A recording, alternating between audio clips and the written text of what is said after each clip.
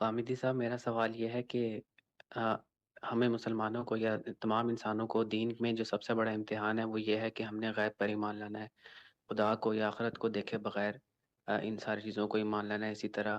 تو اس اسپیسیفک امتحان میں ہمیں کیوں ڈالا گیا ہے؟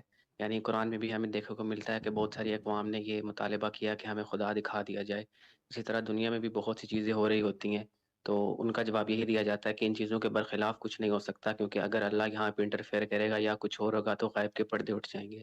تو یہ اسپیسیفکلی غیب کا امتحان کیوں ڈالا گیا کہ ہمیں دیکھے بغیر ہی ایمان لانا ہے؟ شکریہ۔ شکریہ۔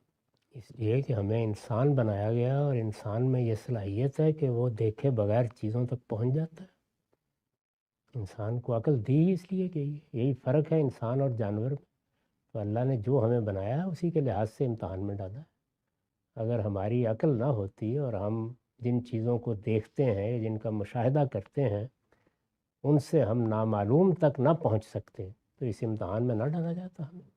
انسان کو یہ صلاحیت دی گئی ہے کہ وہ محسوس سے نامحسوس اور معلوم سے نامعلوم کا سفر کرتا ہے۔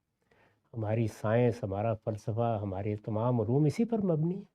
ہماری ساری ترقی کی بنیاد یہی ہے کہ ہم نامعلوم تک پہنچ جاتے ہیں، یعنی غیب تک پہنچ جاتے ہیں۔ تو شہود سے غیب کا سفر کرنے کی صلاحیت ہے انسان کے پاس۔ اللہ تعالیٰ نے کسی ایسی مشقت میں اس کو نہیں ڈالا جس کی صلاحیت نہیں ہے۔ اسی لیے فرمایا ہے کہ میرا پورا دین تمہاری صلاحیت پر مبنی ہے اور تمہاری فطرت کے تقاضوں پر مبنی ہے، اور لا یکلف اللہ نفسا الا وسعہا، میں انسان پر کوئی ایسا بوجھ نہیں ڈالتا اپنے دین میں جس کو وہ اٹھا نہیں سکتا۔ کیونکہ عقل دی گئی ہے تو اس لیے عقل کو استعمال کرنے کا امتحان بھی برپا ہوا۔ ٹھیک، بہت شکریہ۔